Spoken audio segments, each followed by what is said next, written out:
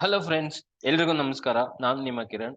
ಈ ವಿಡಿಯೋದಲ್ಲಿ full time trader ಅಥವಾ ಇನ್ವೆಸ್ಟರ್ ಆಗೋಕ್ಕೂ ಮುಂಚೆ ಏನೇನ್ ಮುಂಜಾಗ್ರತೆ ಕ್ರಮಗಳನ್ನ ತಗೋಬೇಕಂತ ತಿಳ್ಕೊಳ್ಳೋಣ. ಓಕೆನಾ? ಮೊದಲನೇ ಪಾಯಿಂಟ್, ಯಾವುದೇ ಲೋನ್ಸ್ ಇದ್ರೆ ನಿಮ್ಮ monthly commitments, bike loan, car loan, home loan ಅಥವಾ ಬೇರೆ ಯಾವುದೇ ಲೋನ್ಸ್ ಇದ್ರೂ ಫಸ್ಟ್ ಅವನ್ನ ಕ್ಲಿಯರ್ ಮಾಡಿದ್ದಾದ್ಮೇಲೆ ನೀವು ಫುಲ್ ಟೈಮ್ ಟ್ರೇಡರ್ ಅಥವಾ ಇನ್ವೆಸ್ಟರ್ ಆಗಕ್ಕೆ ಒಂದು ಪ್ಲಾನ್ ಮಾಡಿ. ಸೊ ಯಾಕೆ ಅಂತಂದ್ರೆ ಮಂತ್ಲಿ ಕಮಿಟ್ಮೆಂಟ್ಸ್ ಇದ್ರೆ ತುಂಬಾ ಕಷ್ಟ ಆಗತ್ತೆ. ಸೊ ಕೆಲವೊಂದ್ಸತಿ ಇನ್ಕಮ್ ಚೆನ್ನಾಗ್ ಬರುತ್ತೆ, ಕೆಲವೊಂದು ಮಂತ್ ಅಲ್ಲಿ ಬರ್ದೇ ಇರ್ಬೋದು, ಅಥವಾ ಕೆಲವೊಂದು ಮಂತ್ ಅಲ್ಲಿ ಲಾಸಸ್ ಆಗೋಕ್ಕೂ ಚಾನ್ಸಸ್ ಇರುತ್ತೆ. ಯಾಕಂತಂದ್ರೆ ಟ್ರೇಡಿಂಗ್ ಇನ್ಕಮ್ ಅಥವಾ ಇನ್ವೆಸ್ಟ್ಮೆಂಟ್ ಇನ್ಕಮ್ ಸ್ಟೇಬಲ್ ಇನ್ಕಮ್ ಅಲ್ಲ. ಅದು ಯಾವಾಗ ಏನ್ ಬೇಕಾದ್ರೂ ಆಗ್ಬೋದು. ಕೆಲವೊಂದ್ಸತಿ ಜಾಸ್ತಿನೇ ಬರುತ್ತೆ, ಕೆಲವೊಂದ್ಸತಿ ಬರ್ದೇನೂ ಇರ್ಬೋದು.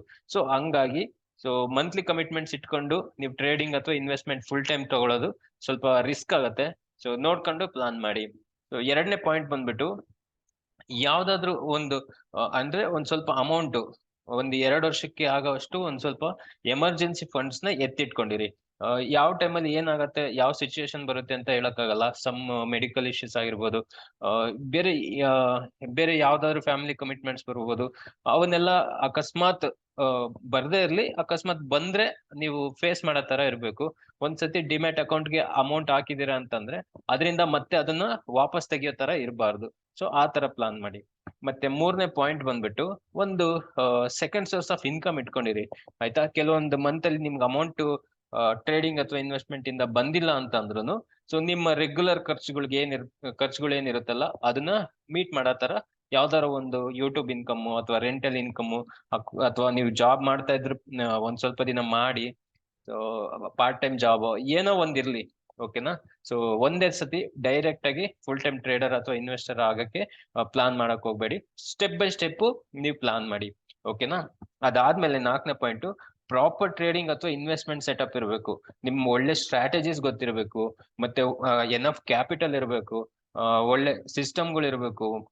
ಮಾನಿಟರ್ ಒಂದೆರಡು ಮಾನಿಟರ್ಸ್ ಅಥವಾ ಒಳ್ಳೆ ಲ್ಯಾಪ್ಟಾಪ್, ಆಮೇಲೆ ಇಂಟರ್ನೆಟ್ ಕನೆಕ್ಷನ್ ಕರೆಕ್ಟ್ ಆಗಿರ್ಬೇಕು, ಬ್ಯಾಟ್ರಿ ಬ್ಯಾಕಪ್ ಇರಬೇಕು. ಅದೆಲ್ಲಾನು ನೋಡ್ಕೊಳ್ಳಿ.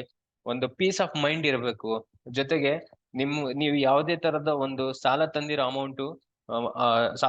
ಅಮೌಂಟ್ ನ ಟ್ರೇಡಿಂಗ್ ಅಥವಾ ಇನ್ವೆಸ್ಟ್ಮೆಂಟ್ ಗೆ ಬಳಸೋದು ತಪ್ಪಾಗುತ್ತೆ. ಯಾಕಂದ್ರೆ ಮೆಂಟಲಿ ಅದು ತುಂಬಾ ಸ್ಟ್ರೆಸ್ ಆಗುತ್ತೆ. ಮತ್ತೆ ಅವ್ರಿಗೆ ಸ್ವಲ್ಪ ಲಾಸ್ ಆಗ್ತಿದ್ದಂಗೆ ನಿಮ್ಗೆ ಅದೊಂದು ಫೀಲಿಂಗ್ ಬಂದ್ಬಿಡುತ್ತೆ. ಸೊ ಸಾಲ ತಂದಿರೋ ದುಡ್ಡು ಅವನ್ ತುಂಬಾ ಹೆಕ್ಟಿಕ್ ಆಗ್ಬಿಡುತ್ತೆ. ಅವ್ರಿಗೆ ವಾಪಸ್ ಕೊಡ್ಬೇಕು ಅನ್ನೋದು, ಇಂಟ್ರೆಸ್ಟ್ ಪೇ ಮಾಡ್ಬೇಕು ಅನ್ನೋದು, ಸೊ ಅದೆಲ್ಲ ಬರ್ಡನ್ ಆಗುತ್ತೆ. ಆದಷ್ಟು ನಿಮ್ ಸೇವಿಂಗ್ಸ್ ಇಂದಾನೆ ಟ್ರೇಡಿಂಗ್ ಅಥವಾ ಇನ್ವೆಸ್ಟ್ಮೆಂಟ್ ಮಾಡಿ. ಅಕಸ್ಮಾತ್ ನಿಮ್ ಹತ್ರ ಸೇವಿಂಗ್ಸ್ ಇಲ್ಲ ಅಂತಂದ್ರೆ ಸ್ವಲ್ಪ ದಿನ ವೆಯ್ಟ್ ಮಾಡಿ. ಅಲ್ಲಿ ತನಕ ಪೇಪರ್ ಟ್ರೇಡ್ ಅಥವಾ ಮಾರ್ಕೆಟ್ ನ ವಾಚ್ ಮಾಡ್ತಾ ಇರಿ, ನೋಡ್ತಾ ಇರಿ ಮಾರ್ಕೆಟ್ ನ ಏನೇನ್ ಆಗತ್ತೆ ಅಂತ. ಸ್ವಲ್ಪ ಅಮೌಂಟ್ ಸೇವ್ ಆದ್ಮೇಲೆನೆ ಸೊ ನೀವು ನೀಟಾಗಿ ಪ್ಲಾನ್ ಮಾಡಿ. ಸೊ ಅದು ಸೇಫೆಸ್ಟ್ ವೇ ಆಗುತ್ತೆ. ಅದಲ್ದೇನೆ ನೀವು ಏನಾದ್ರು ಸ್ವಲ್ಪ ಆತರ ಬಿದ್ರಿ ಅಂದ್ರೆ ಮತ್ತೆ ಕಷ್ಟ ಆಗ್ಬಿಡುತ್ತೆ. ಸೊ ಅದಕ್ಕೋಸ್ಕರ ನೋಡ್ಕೊಂಡು ನೀಟಾಗಿ ಪ್ಲಾನ್ ಮಾಡಿ. ನಿಮ್ ಸಿಚುಯೇಷನ್ಸ್, ನಿಮ್ಮ ಒಂದು ಇನ್ಕಮ್ ನಿಮಗೆ ಚೆನ್ನಾಗ್ ಗೊತ್ತಿರುತ್ತೆ. ಸೊ ಅದ್ರ ಪ್ರಕಾರ ಪ್ಲಾನ್ ಮಾಡಿ. ಸೊ ತುಂಬಾ ಅಮೌಂಟ್ ಇದ್ದು ಫ್ಯಾಮಿಲಿ ಕಡೆ ಚೆನ್ನಾಗಿದ್ದು, ಬ್ಯಾಕ್ ಗ್ರೌಂಡ್ ಎಲ್ಲ ಅಂದ್ರೆ ಫಿನಾನ್ಷಿಯಲಿ ಸ್ವಲ್ಪ ಹೆಲ್ಪ್ ಮಾಡತ್ತಾರೆ ಇದ್ರೆ ಸೊ ನೀವು ಸ್ವಲ್ಪ ಡಿಸಿಷನ್ಸ್ ಬೇಗ ತಗೊಂಡ್ರು ನಡೆಯುತ್ತೆ. ಬಟ್ ಆತರ ಇಲ್ಲ, ಫ್ಯಾಮಿಲಿ ಕಡೆ ಸ್ವಲ್ಪ ಕಷ್ಟ ಇರುತ್ತೆ, ಸೊ ಎಲ್ಲ ನಮ್ ಕೈಯಿಂದಾನೇ ಆಗ್ಬೇಕು ಅಂತಂದ್ರೆ ಸೊ ನೋಡ್ಕೊಂಡು ಪ್ಲಾನ್ ಮಾಡಿ.